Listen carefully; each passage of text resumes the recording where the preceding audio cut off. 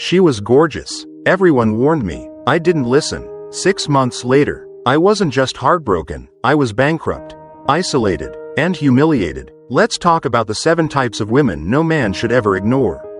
She was gorgeous. Everyone warned me. I didn't listen. 6 months later, I wasn't just heartbroken, I was bankrupt, isolated, and humiliated. You might think I'm the fool in this story. And you'd be right, but I'm not telling you this for pity. I'm telling you because I've seen behind the mask, and once you see it, you can't unsee it. See, no one tells men this. Beauty is a weapon. Not always, but sometimes. And when it is, it doesn't come at you like a punch. It comes as a smile, a whisper, a compliment that lands just right. And by the time you realize the game you're in, it's already too late. This isn't about blaming women. It's about waking men up. Because some of the most emotionally devastating relationships start not with red flags, but with fireworks. And if you don't know what to look for, charm becomes your enemy, and attention becomes the bait. Today I'm going to show you something no one taught me, something most men only learn after the damage is done. There are 7 types of women you must avoid, no matter how beautiful they are. Not because they're evil, but because their patterns, whether intentional or unconscious, destroy men who don't know how to see through them. And the scariest part? These types aren't obvious. In fact, the most dangerous ones will make you feel lucky to be chosen. So if you've ever been ghosted, cheated on, manipulated, or made to feel like you were the crazy one, buckle up. Because by the end of this video, you'll never look at beauty the same way again. Let's begin. Type number 1. The Master Manipulator. She doesn't raise her voice. She doesn't need to. She's not the loud one in the room. She's the one who knows exactly what to say to make you question your own thoughts.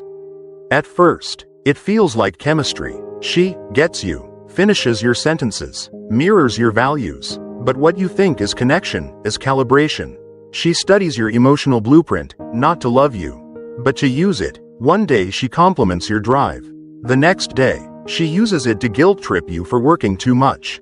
You apologize, you adjust, you shrink, and you think it's your idea. That's her power. She creates invisible cages and convinces you the door was always open. Most men don't realize they're being controlled until they've already cut off their friends, changed their habits, and started living for her approval. By then, she's not even warm anymore. Just cold, distant, selectively affectionate, and the more she pulls away, the harder you chase, because she's made her attention a currency. And you're addicted to earning it. The Master Manipulator doesn't cheat with her body. She cheats with emotions, withholding them, weaponizing them, confusing you until her silence feels louder than your own voice. And here's the twist.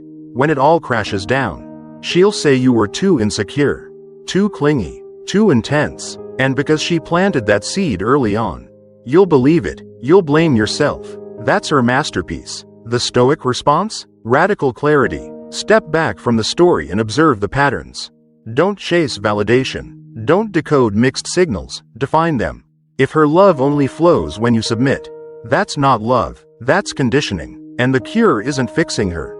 It's remembering who you were before her script rewrote you. You don't need her approval. You need your mind back. Now, that's just type 1, and it only gets more dangerous from here. Type number 2? She doesn't manipulate you directly. She makes life manipulate you. She builds storms so you'll always run back to her for shelter. Let's talk about the drama architect. Type number 2. The drama architect. If the manipulator controls your mind, the drama architect controls your emotions by destabilizing everything around you. She thrives in chaos, but never looks like it at first. She's spontaneous, passionate, a little wild, but you call it exciting. You mistake unpredictability for intensity, because she makes life feel like a movie. But soon, every day becomes an episode, and the drama never ends. One moment she's crying, then laughing, then accusing you of cheating because you didn't text back fast enough. You start walking on eggshells, adjusting your behavior to avoid triggering another storm. But it doesn't matter, she'll find something. Because for her, calm is boring, peace is threatening, and arguments? Arguments are her way of checking if you still care. The more you try to fix things, the worse it gets, because she doesn't want resolution. She wants reaction. She feeds off it. She'll start fights before important events. sabotage your sleep, twist your words, then cry in public and tell everyone you don't support her. But here's what makes her truly dangerous: when you finally collapse. When you emotionally burn out, she'll tell the world you change, that you used to fight for her. And maybe you did, but eventually, even warriors run out of weapons. The Stoic path here is brutal but necessary. Withdraw your energy. Not in revenge, out of protection. Chaos needs fuel. Stop fueling it. Calm is not weakness, it's control. And if your peace threatens her presence, that's not your loss, it's your clarity. Type number 3 brings a more subtle poison. She doesn't fight you. She makes you feel sorry for her.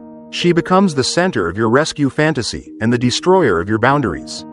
Meet the victim performer. Type number 3. The victim performer. She doesn't raise her voice. She doesn't build chaos. She builds sympathy. And she's so good at it, you'll want to protect her before you even know her. Her story is tragic. Her ex was toxic. Her childhood was hard. Everyone betrays her. No one understands her. And you're her savior, her escape, her fresh start. But slowly, you realize her past isn't just a story, it's a weapon. Anytime you ask for space, she breaks down. Anytime you disagree, she crumbles. If you succeed, she feels abandoned. If you fail, she needs more support. And if you ever try to pull back, she'll whisper one line that keeps you hooked: "You're just like the rest." That's the trap. She turns your empathy into a leash. She trains you to feel guilty for having needs. You begin to confuse boundaries with cruelty, silence with care, and codependency with love. But here's the twist.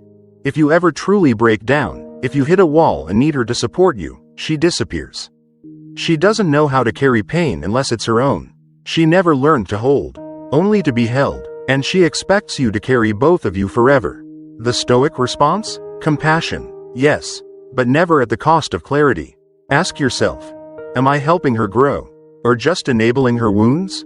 Empathy is powerful, but without limits, it turns into self-abandonment. You are not her therapist. You are not her father. You are not her rehab. And no matter how tragic her story is, it does not excuse the erosion of your peace. Type number 4 isn't emotional like the victim. She's calculated, strategic, and her loyalty is based on who's watching. She'll smile in public, but you'll bleed in private. Let me introduce you to the reputation strategist. Type number 4. The reputation strategist. She knows how to smile, how to speak, how to pose, and most importantly, she knows how to be seen. Her social media is flawless. Her words are curated. Her image is pure, classy, loyal. But behind closed doors, she's a completely different person. She doesn't cheat impulsively. She cheats with calculation. If she betrays you, it won't be in chaos. It'll be in silence, in timing, in plausible deniability. She'll call it just a friend, just a business dinner, just old memories, until you finally catch on. But even then, she won't panic. She'll flip the script. She'll accuse you of being insecure, of controlling her, of not trusting her. And because she's already polished her public image so well, you'll look like the toxic one. She's 3 steps ahead, not in love, but in perception. She doesn't want to be good. She wants to look good. That's the game. Your heartbreak doesn't matter if her followers still admire her. And when the relationship ends, she'll make sure the breakup benefits her brand. A sad quote, a polished selfie, a story about emotional growth. You become her character arc. Her audience applauds while you're still bleeding. The Stoic response? Observe reputation versus reality. What she shows others isn't proof of who she is. It's proof of what she wants you to see. Integrity leaves a trace. So does illusion. Ask yourself, does she apologize in private? Or only when exposed? Does her kindness cost her anything? Or is it only active when there's a camera on? Stoics don't judge people by their words. They study their patterns. And no amount of aesthetic can hide misalignment forever. Type number 5 is harder to catch. She doesn't lie. She vanishes. She doesn't scream. She disappears. Just when you start to feel close, she pulls away, and that silence becomes your obsession. Let's talk about the serial ghoster. Type number 5. The serial ghoster. She comes in fast. Sparks fly. She tells you she's never felt this way before. You talk for hours. You laugh at the same jokes. You start imagining a future. And then, she's gone. No warning, no explanation, just silence. Your brain goes into overdrive. Was it something I said? Did I misread everything? You start reviewing every message, every call, every word, like a detective solving a crime you didn't know happened. Then one day, she texts you again, casual, like nothing happened. Maybe a "Hey stranger" or a heart emoji at 1:37 a.m. And just like that, the cycle starts again. She's not confused. She's not overwhelmed. She's addicted to the chase, to the power shift, to the attention you give when she vanishes and reappears. It's not emotional immaturity, it's emotional baiting. She disappears to make you feel unsteady and returns to see if you're still waiting. Each time you forgive it, you train her to ghost you more. And worse, you train yourself to expect inconsistency and call it chemistry. The Stoic response? End the pattern, not with rage, with indifference. If someone's presence feels like a puzzle and their silence feels louder than their words, you're not in a relationship, you're in a loop. And the only way to break it is to stop dancing to music only they can pause. The right person doesn't vanish when it matters. They show up, consistently, quietly, like discipline, like truth. But not everyone plays with absence. Some play with masks. They adapt, shift, reflect whoever is in front of them. And by the time you realize none of it was real, you've already fallen for someone who doesn't exist. That's type number 6, the social chameleon. Type number 6, the social chameleon. She's charming with your parents, wild with your friends, soft-spoken in private, savage online, and somehow, she fits perfectly into every crowd. At first, you're impressed. She's adaptable, cool, universally liked. But over time, something starts to feel off. You realize she tells one version of the story to you, another to her followers, and a third to her ex. You hear her speak with conviction, only to hear her say the opposite 2 days later. She's a mirror, not a person. She reflects what people want to see, not what she truly is. And when conflict arises, she shape-shifts again. Victim, villain, savior, whatever buys her time, pity, or attention. You don't know who you're dating anymore. Because there's no core, no values, just audience management. She may not lie directly, but her truth changes with context. With who's watching, with what she needs. And if you confront her, she'll say you're imagining it, that you're overanalyzing, that you're insecure. Because to her, consistency is not a virtue, it's a limitation. The more masks she wears, the more control she has. And the more confused you are, the more compliant you become. The Stoic response? Anchor in reality. Don't chase charisma, chase consistency. If her words only match in the moment, but never across time, you're not seeing authenticity, you're seeing performance. And if a person's identity changes with every environment, what they want isn't connection, it's control over perception. Let them perform, but don't stay for the second act. And now, we've reached the final type. The one that's hardest to resist.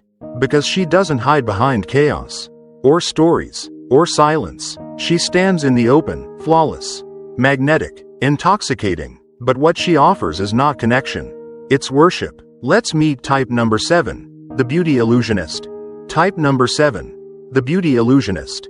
She doesn't need to manipulate you. She doesn't need to lie, ghost, or pretend. She just exists, and men orbit her like she's the sun. She's breathtaking. Every room she walks into bends around her.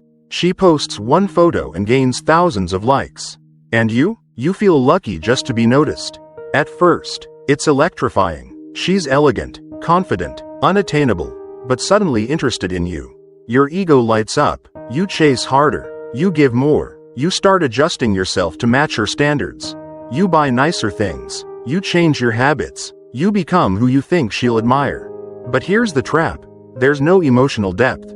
No real vulnerability. Every conversation feels curated. Every compliment feels recycled. You're not connecting. You're performing. And she lets you, because attention is her fuel. She doesn't need love. She needs reflection. Your reflection of her. And the second you ask for more than surface, she pulls away. Not angrily, not dramatically, just cold withdrawal. You didn't fail her. You asked her to be real. And she can't be. Because realness breaks the illusion. And the illusion is her power. The Beauty Illusionist doesn't destroy you through chaos. She destroys you through emptiness. She gives just enough to keep you chasing, but never enough to feel held. You become addicted to possibility, not reality, and the deeper you sink, the more you confuse desire with meaning. The Stoic response? Step back from the pedestal. Beauty is not a virtue. Attraction is not truth. A polished surface is not a guarantee of emotional depth. Ask, does she see you? Or is she only curating how you see her? In the Stoic view, character outweighs charm, depth outweighs dazzle, and peace outweighs the thrill of chasing someone who was never really there. So now you've seen them. 7 types, each dangerous not because of how they look, but because of what they draw out of you without you even realizing it. Manipulation, chaos, guilt, shame, insecurity, obsession, illusion. But this video isn't about fearing women. It's about disciplining yourself. Because the truth is, the most destructive patterns don't begin with them. They begin with your lack of awareness. Your hunger for validation, your willingness to sacrifice clarity for chemistry. But now you see, and once you see, you can't unsee. Let's recap. 7 types, 7 lessons, 1 truth.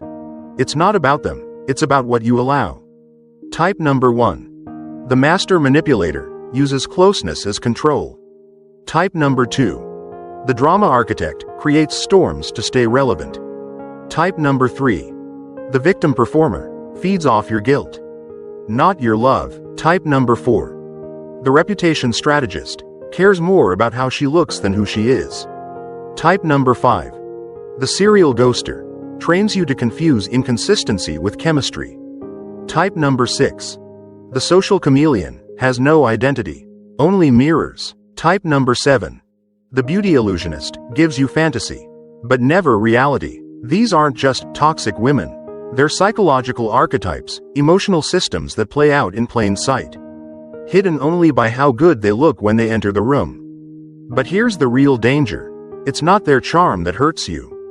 It's how much of yourself you're willing to give up just to keep them around. Now let me give you a bonus trap, one even Stoics can fall for: the Redemption Project. She's not toxic, she's broken. You see her pain, her past, her potential. You tell yourself you'll be the one to fix her, to save her, to help her become who she's meant to be. And in doing so, you stop seeing what she is, and start loving who she could be. That's not love, that's delusion. Stoicism teaches this. Love what is, not what you wish it were. See clearly, choose deliberately, walk away with grace, not bitterness. Because emotional strength isn't shown in how much chaos you survive. It's shown in how early you recognize the pattern and walk away with peace. You don't need to scream. You don't need to expose her. You need to return to yourself. Quietly, powerfully, with your dignity intact. So now the question is this: which type did you recognize? In someone else? Or maybe, in yourself? Leave a comment below. I read every one. And if you want the next level, how to rebuild your mindset after betrayal, how to master emotional detachment, how to stop chasing what breaks you, then make sure you subscribe. Because the next video might just be the one that finally sets you free.